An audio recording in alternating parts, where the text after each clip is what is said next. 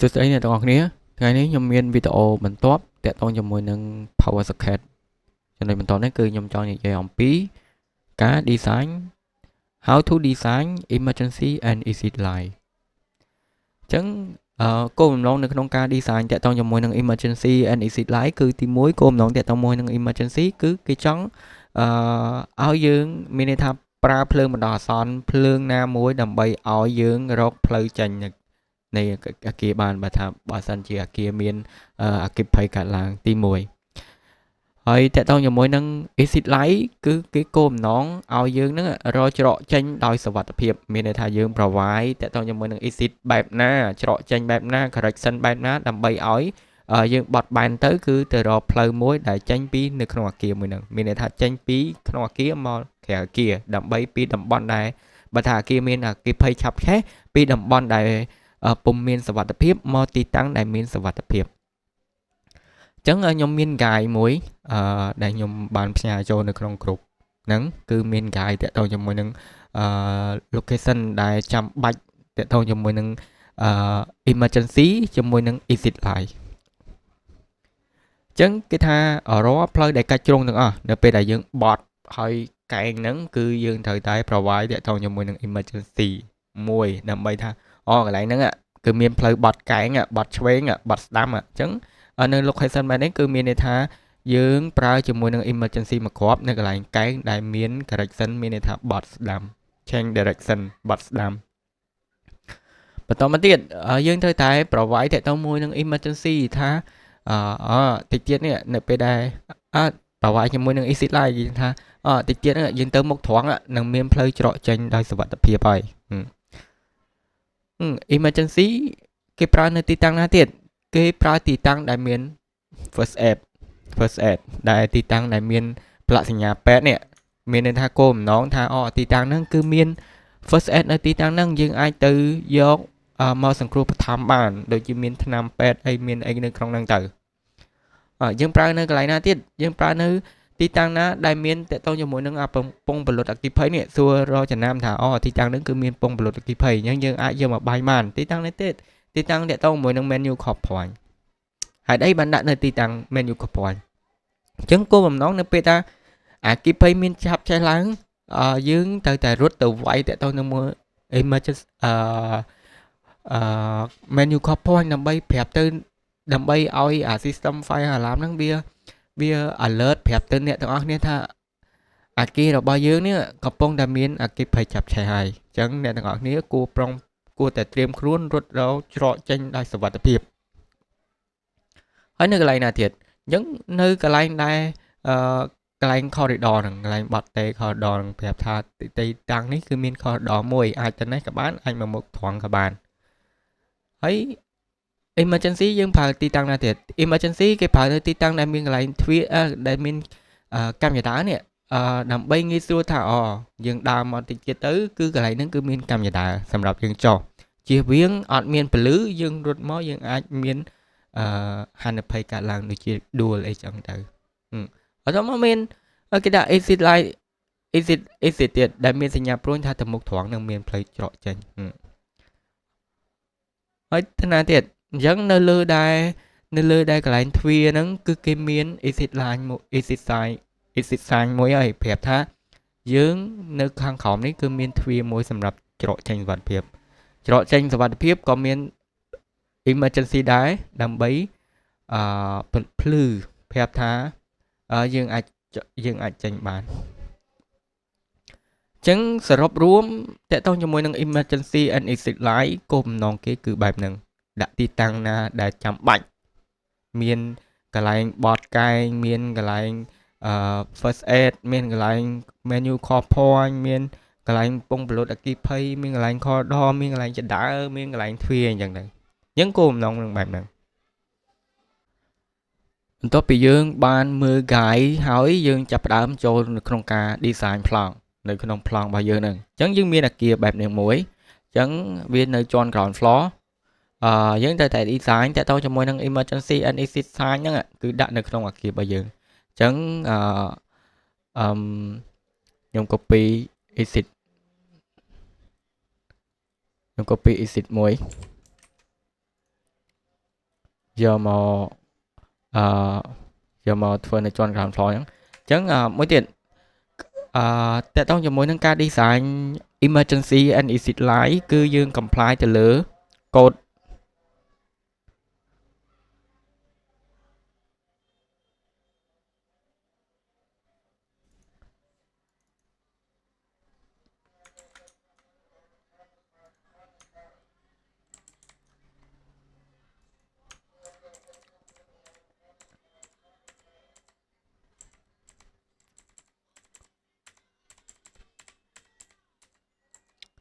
ចាំតិចអ្នកទាំងអស់គ្នានេះយើង comply ទៅលើ code 6598 ពី22អញ្ចឹងអ្នកទាំងអស់គ្នាអាច check មើល code នឹងបន្ថែមបានប៉ុន្តែគោលបំណងគេគឺបែបហ្នឹង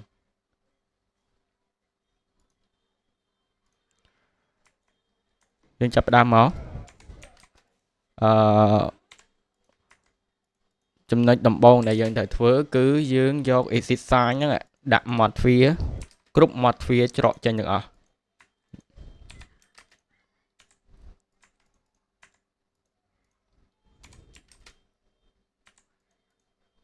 ព្រោះនៅពេលដែលដាច់ភ្លើងទៅអត់មានអីត្រូវភ្លឺទេហើយណាក៏វាមាន exit sign ដើម្បីបំភ្លឺច្រកចេញដែរបើយើងនៅក្នុងបន្ទប់ generator room នៅពេលដាច់ភ្លើងទៅយើងមានច្រកមួយដើម្បីចេញហើយនេះ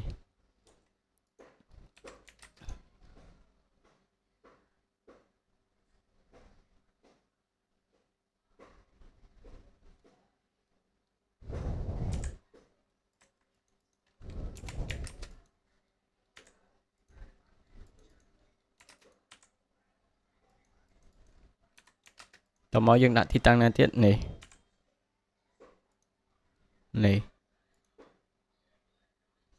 ទប់ទឹកយើងគួរដាក់អត់មិនដាក់ទេទប់ទឹកដាក់តែច្រកផ្លូវ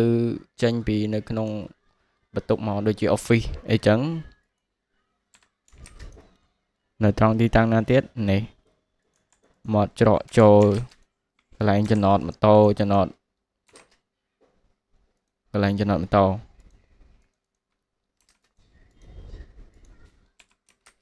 វាមាន2ច្រកយើងដាក់មួយច្រកទៀតមកកន្លែងណានេះច្រកក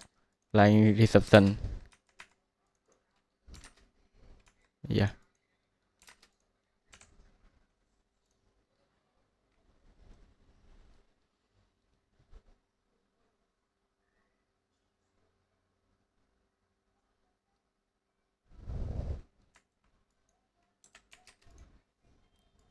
នេះកន្លែងទ្វារ slide ចេញពីចេញពី recep ចូលមកកន្លែង car park ម៉ូតូ park bike park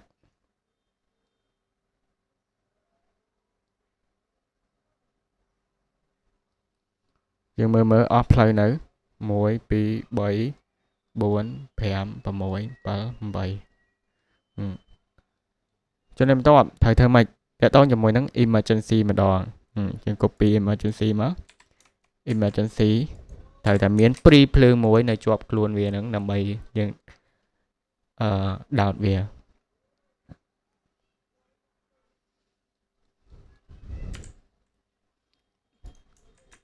នៅពេលដែលដាច់ភ្លើងហើយណាក៏យើងមាន emergency មួយដើម្បីបំភ្លឺនៅក្នុងបន្ទប់យើងនឹងដែរ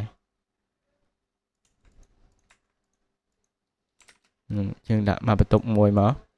មាន generator room មកគ្រាប់ storage room មកគ្រាប់ក្នុង office មកគ្រាប់បាញ់មកច្រកចេញនេះមកគ្រាប់ទៀតមក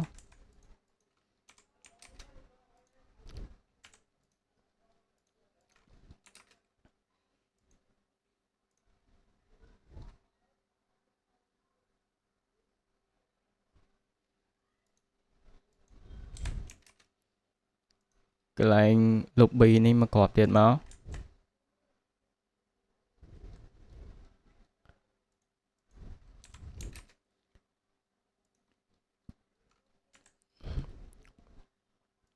កន្លែងចដើមកគ្រាប់ទៀត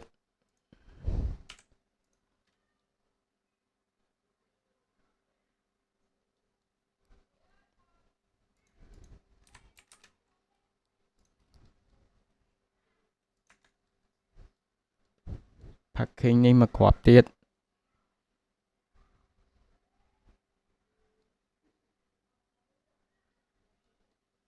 យើងរាប់មើល1កន្លែងទីតាំងនេះ1មានអូខេអ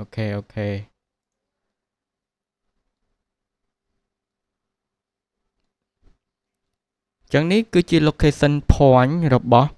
ទីតាំងតទៅជាមួយនឹង emergency and exit line បន្ទាប់ពីយើងបានnote ទីតាំង location របស់ emergency ជាមួយនឹង exit line ហើយ exit sign ហើយចំណុចបន្ទាប់យើងតែគូស line sequence របស់sequence របស់ emergency and exit sign ហ្នឹងអញ្ចឹងមានន័យថាខ្ញុំបែងចែកជា2 sequence មានន័យថាអាចជារៀងតាមនេះ sequence 01ហើយនឹងមកជារៀងខាងនេះទៀតគឺ sequence 02នេះខាងនេះ01ខាងនេះ02អញ្ចឹងយើងចាប់ផ្ដើមគូស sequence ទាំងអស់គ្នាយើងចាប់ផ្ដើមគូមក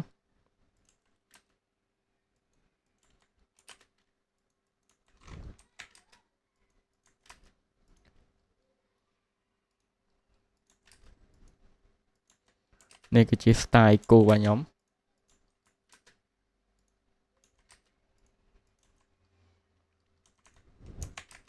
មានន័យថាយើងគូ line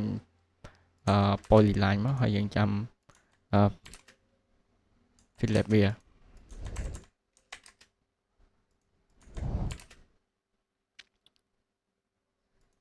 Philip មក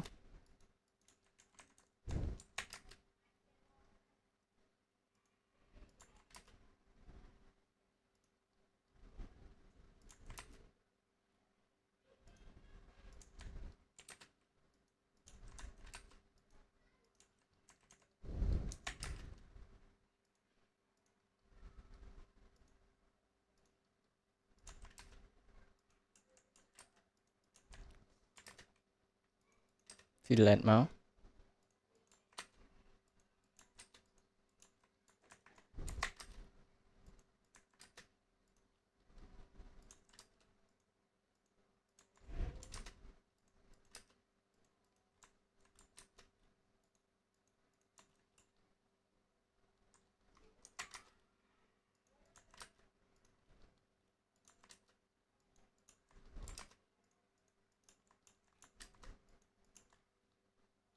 អស់នៅនេះនៅសល់2គ្រាប់ទៀត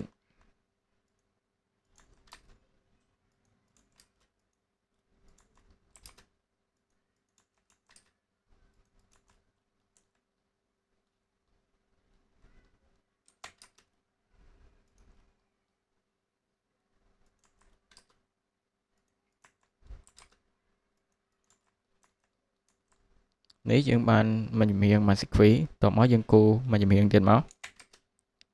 យើងចាប់ផ្ដើមពីមុខទ្វារនៃច្រកចេញនៅក្នុង reception មក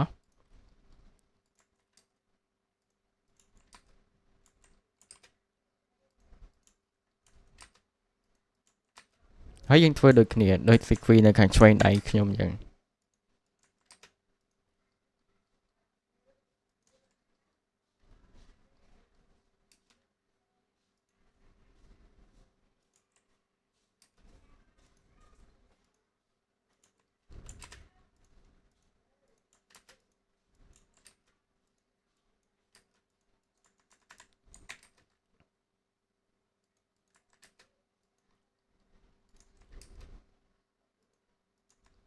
នេះ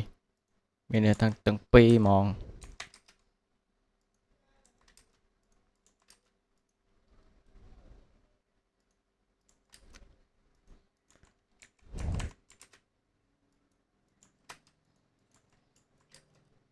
Fillet ទៀតមក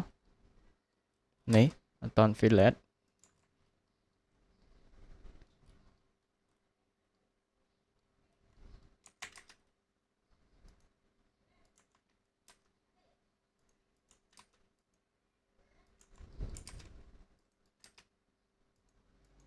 នេះ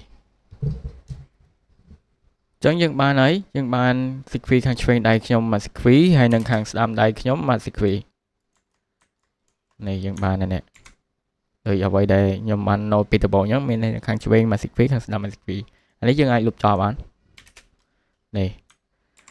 ចំណុចបន្ទាប់យើងត្រូវតែ mention sequence នឹងឥឡូវអានេះខាងនេះគឺ01មកហើយខាងនេះគឺ02មកអញ្ចឹងខ្ញុំ copy label មកនេះ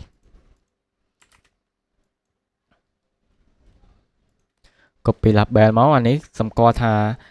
DB distribution board ground floor emergency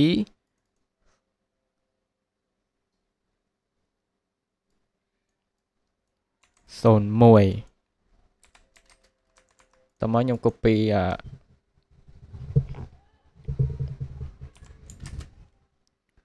ខ្ញុំ copy មកដាក់នៅអានេះមួយទៀត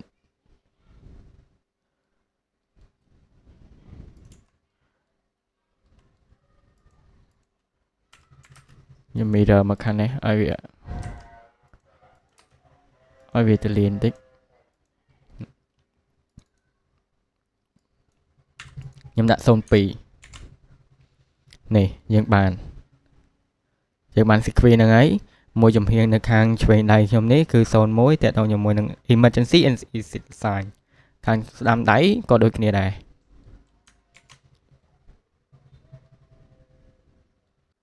អញ្ចឹងនេះយើងបាន design ហើយហ្នឹង ground floor អញ្ចឹងយើងទៅមើលនៅជាន់ ground floor យើងបានមកភ្ជាប់ព័ត៌មានអីខ្លះហើយនៅនេះ emergency and exit line system ground floor layout scale 1 នៅលើ100អញ្ចឹងមកនេះ apartment 15 story មានន័យថា15ជាន់ emergency line drawing title emergency and exit sign ground exit line system ground floor layout នេះ drawing list A15 SCD concept design lower take emergency and exit line system ground floor scale 1 លើ 100នេះ draw by MVP engineer check by MVP engineer អញ្ចឹងមកអ្នកណាដែល check ដាក់តាមហ្នឹងមកណា main contractor ឈ្មោះអីហ្នឹងអានេះគឺជា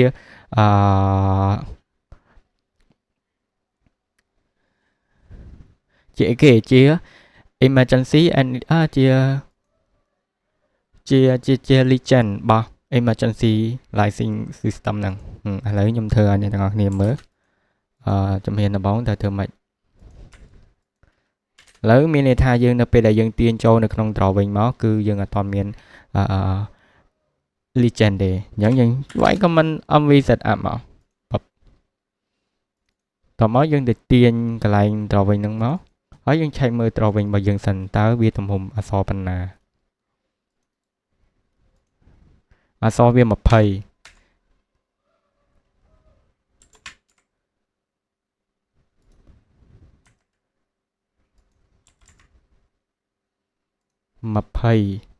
្ចឹងយើងយក20ចែកនឹង1.20ចែកនឹង1.5មើលតែយើងត្រូវការ scale បានត្រូវការ scale 13ខ្ញុំយក scale 14 scale 13យើងមក set enter enter 1ចែកឲ្យ13 xp នេះទំហំដែលនៅពេលដែលយើង print out មកបានទំហំ 1.5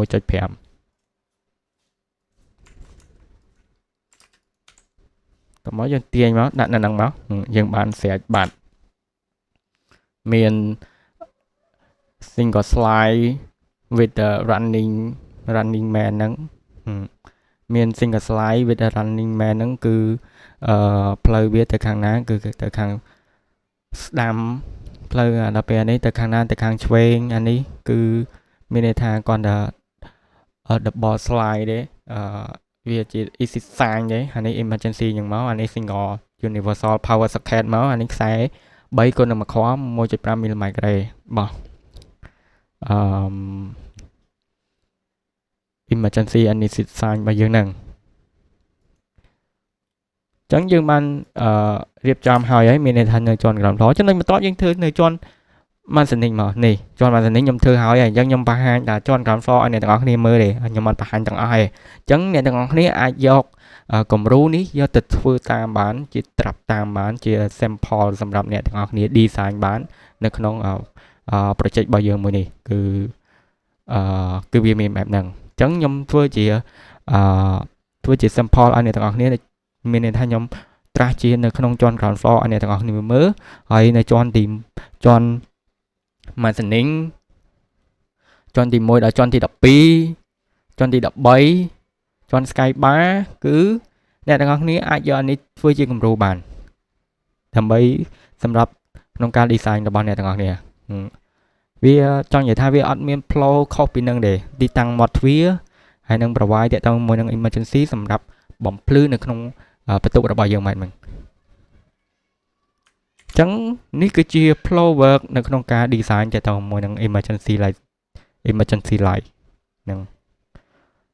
បន្ទាប់មកយើងធ្វើមិនទៀតនៅពេលដែលយើងត្រាស់ layout នៅជាន់គ្រប់ជាន់ហើយយើងចាប់ដើម plot វាជា PTI មក select similar select layout ហើយយកពាក្យ public មកទៅដាក់ទីតាំងណាដែលយើងចង់ដាក់វាមកឥឡូវខ្ញុំចូលទៅដាក់ keep នៅក្នុង try របស់ខ្ញុំ LV shortcut layout នៅក្នុងនេះ folder លេខ16 layout revision 00ខ្ញុំ public មកចឹងត្រវិញរបស់ខ្ញុំបានរៀបចំនេះគឺរួចរាល់ហើយសម្រាប់នៅជាន់មានន័យថាសម្រាប់ layout តបមកយើងធ្វើមួយទៀតបន្ទាប់មកយើងត្រូវចាប់ផ្ដើមធ្វើនេះការងារបន្ត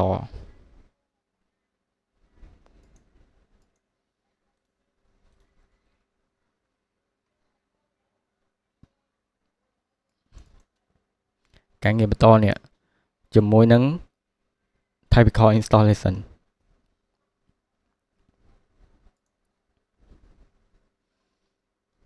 យើងរងចាំទាំងអស់គ្នាដើម្បីឲ្យវា plot full មកយើងនឹងបានហើយយើងចាំបន្តិចទៅព្រោះយើងមានច្រើន page ដែរ1 2 3 4 5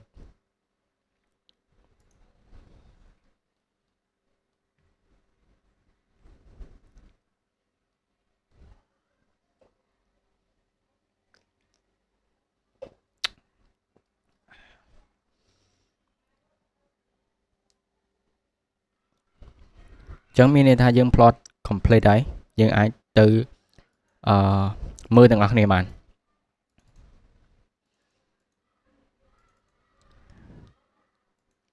ហើយនេះគឺជាអ្វីដែលយើងទទួលបាននៅពេលដែលយើងរៀបចំត្រាស់តាក់ទងជាមួយនឹង concept design emergency and exit sign system នេះគឺជា system នៅជាន់ ground floor នេះនៅជាន់ mezzanine នេះជាន់ទី1ដល់ជាន់ទី12នេះគឺជាជាន់ទី13នេះគឺជាជាន់ sky bar យើងអស់ចឹងនេះគឺជាអ្វីដែលយើងទទួលបានក្រោយពីការយើងត្រាស់នៅក្នុង layout ធ្វើជា concept design នៃ emergency and exit light system បន្ទាប់ពីយើងគូតាក់ទងជាមួយនឹង emergency and exit light នៅក្នុង layout ហើយចំណុចបន្ទាប់យើងត្រូវតែរៀបចំតាក់ទងជាមួយនឹង typical installation ម្ដងអញ្ចឹងយើងចូលមកចំណុចទី3មកដែលនិយាយអំពី typical installation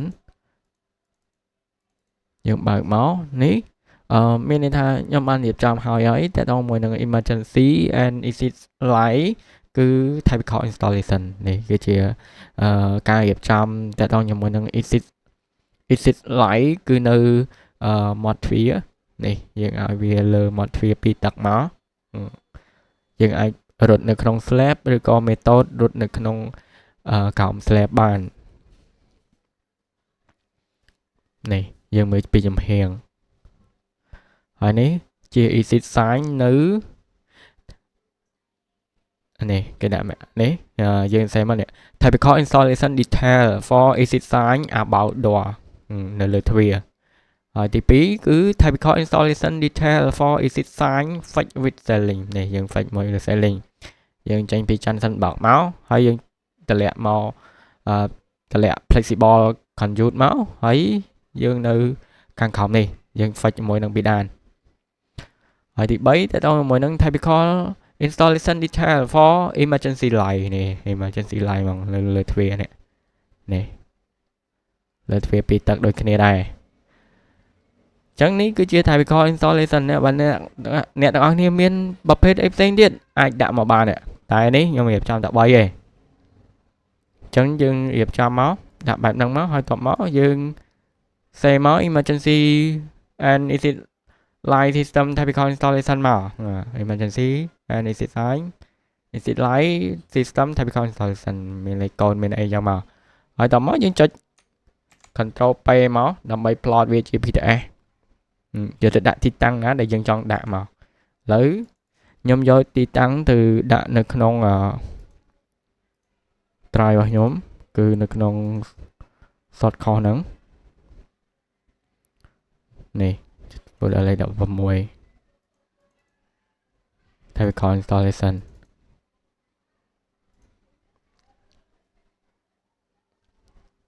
ហើយនេះគឺជាអ្វីដែលយើងទទួលបានក្រោយពីការយើងរៀបចំទាក់ទងជាមួយនឹង emergency and exit line system typical installation អ្នកទាំងអស់គ្នាអាច plot ជា color ក៏បានដែរប៉ុន្តែសម្រាប់ខ្ញុំ recommend នៅពេលអ្នកទាំងអស់គ្នាធ្វើ plan គឺ plot ជា PDF នៅពេលដែល plot ជា PDF ធ្វើជាសខ្មៅមកនេះ plan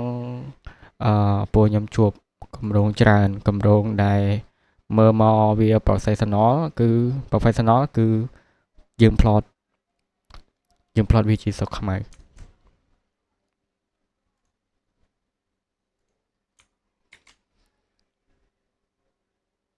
នៅពេលដែលយើងរៀបចំ layout ហើយរៀបចំ typical installation ហើយចំណុចបន្ទាប់យើងត្រូវតែរៀបចំ cover and drawing list នេះយើងចូលមក cover and drawing list មកនេះដូចខ្ញុំនិយាយដដែលអញ្ចឹងគឺវាមិនខុសគ្នាជាមួយនឹង power socket ជាមួយនឹងlighting system ទេគឺនៅខាងឆ្វេងដៃនេះគឺវាជាលេខកូដដែលយើងបេះពី layout មកនេះហើយខាងនេះគឺជា description of drawing របស់យើងចង់និយាយពីអីគេអញ្ចឹងមកអូខេហើយខាងលើនេះយើង mention វាមក drawing list emergency and exit line system revision 00 remark យើងចង់ remark អីគេយើងចុចមកបន្ទាប់នៅខាងនេះគឺ legend ខាងឆ្វេងដៃនេះគឺជា symbol មាន symbol មានអីគេខ្លះយ៉ាងមកហើយនេះជា description នៃ symbol របស់យើងអូខេយើងមានន័យថាហេតុយើងបានអានឹងព័ត៌មានហ្នឹងមកពីណាយើងបានព័ត៌មានហ្នឹងពី layout plan របស់យើងមកព្រោះយើង design ហើយបានយើងយកមកធ្វើនៅក្នុង drawing list and legend បានតោះមកយើងចូល cover ខាងលើនេះយើងដាក់ថា emergency and exit line system នេះ type of drawing concept design project apartment 15 story address ភ្នំពេញ Cambodia owner ឈ្មោះអីគេយ៉ាងដែរអូខេអានេះ logo company អានេះ date issue ដែលយើងត្រូវចេញ plan ឡើងយើងចេញទៅថ្ងៃណាអានេះជា drawing list and legend របស់យើងហ្នឹងយើងមើលមកតើវាមានកន្លែងណាដែលខ្វះខាតអត់មានអក្សរណាដែលត្រួតលើគ្នាអត់អីចឹងយើងឆែកមើលនៅពេលដែលឆែកមើលហើយអស់ហើយយើងចាប់ផ្ដើម plot វាជា PDF select similar យកពាក្យ public option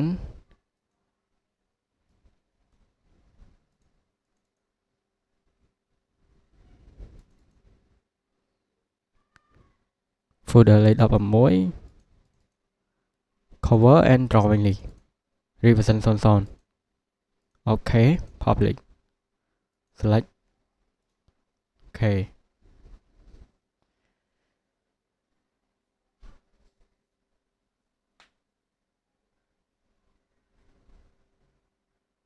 យើងរងចាំវាបន្តិចទៅនៅពេលដែលយើង plot វាកំពុងតែ process នៅក្នុងការ plot របស់យើងនឹងឲ្យខ្លាចជា PDF ហើយនេះជា process របស់វា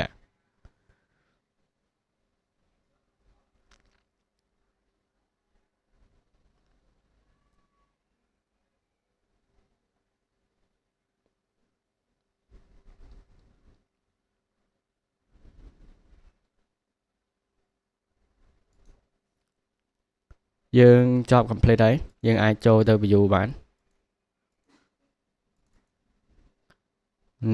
ហើយនេះគឺជាអ្វីដែលយើងទទួលបាននៅក្នុងការ plot វាជា PDF នៅក្នុងការរៀបចំតាក់ទងជាមួយនឹង cover and drawing list របស់ emergency and exit line system នេះវាចេញមកបែបហ្នឹងបន្ទាប់ពីយើងរៀបចំបាននៅ cover and drawing list layout typical installation ចំណុចបន្ទាប់យើងត្រូវតែ create folder មួយទៀតថា PDF នេះអញ្ចឹងយើង copy មកឥឡូវនេះខ្ញុំលុបចោលវិញយើង copy មួយមកដាក់នៅនេះមកយើងអាច rename វាបានមិនដាក់នេះទេយើងដាក់ប៉ុណ្ណេះមកហើយយើងត្រូវតែ combine ចូលគ្នាទាំង3ហ្នឹង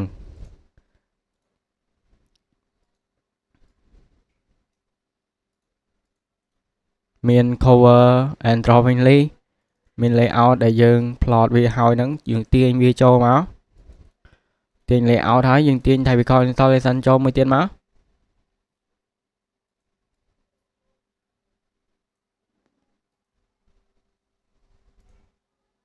យើងទាញអស់ហើយយើងនេះមកយើង control S វាមកនេះ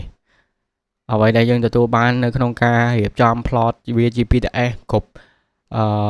ទាំង cover ទាំង layout ទាំង typical installation នេះជាអ្វីដែលយើងទទួលបាននេះមាន cover មាន drawing list and symbol legend